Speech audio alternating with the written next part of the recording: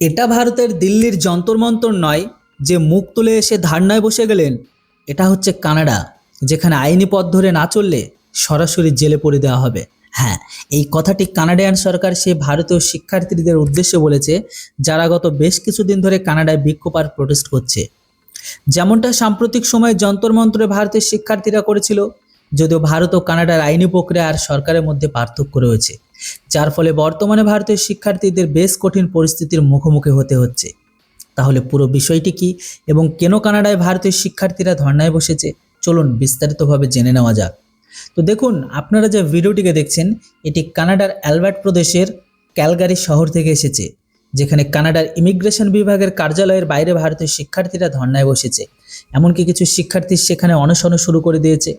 এখন এইসব হাঙ্গামা পোস্ট গ্র্যাজুয়েশন ওয়ার্ক পারমিটকে কেন্দ্র করে হচ্ছে, যা কানাডা সরকার ভারতীয় শিক্ষার্থীদের দিচ্ছে না।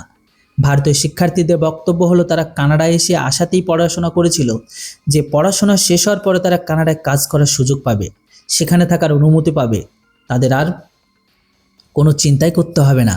এমনকি তাদের আরও বক্তব্য, কানাডায় পড়াশোনার জন্য নাকি তারা লাখ লাখ টাকা খরচ করেছে।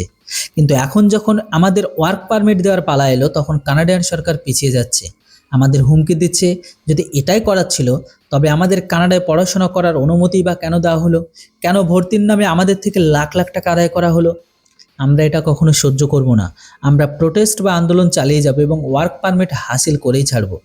এখন এতে কানাডিয়ান সরকার বলছে যে ওয়ার্ক পারমিট কেবলমাত্র সেই সমস্ত শিক্ষার্থীরাই পাবে যারা নির্ধারিত যোগ্যতার শর্তাবলী পূরণ করে। যেসব শিক্ষার্থীরা ভিসার মেয়াদ শেষ হয়ে গেছে এবং যাদের কাছে বৈধ ওয়ার্ক পারমিট বা পার্মানেন্ট রেসিডেন্সি নেই, তাদের দেশ ছাড়তেই হবে। এই বিষয়ে আমরা কারো কথা শুনবো না। কানাডিয়ান পিএম মার্ক কার্নি এও বলেছে যে এখানে ধর্নায় বসে কোনো লাভ হবে না। এটা ভারত নয় যে অনশন করে আপনি আপনার দাবি মেনে নিতে বাধ্য করাবেন।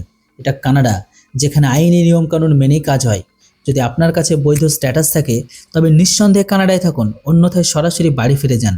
অযথা এখানে প্রোটেস্ট করলে, যা সাধারণ কানাডিয়ান নাগরিকদের বিরক্ত করলে, সরাসরি ধর্না থেকে তুলে জেলে পুরে দেওয়া হবে।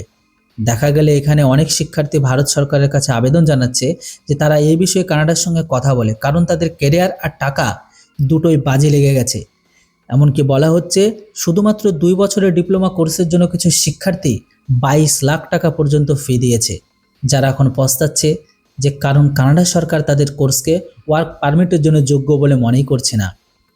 তাই যারা বাইরে গিয়ে পড়াশোনা করতে চান তারা এই ধরনের প্রতারণার কথা মাথায় রেখে বাইরে যাবেন। এমনিতে আপনার কাছে যদি 22 লাখ টাকা থাকতো তবে আপনি কি করতেন? কমেন্ট করে অবশ্যই লিখে জানান। Thanks for watching. জয় হিন্দ, বন্দে মাতরম।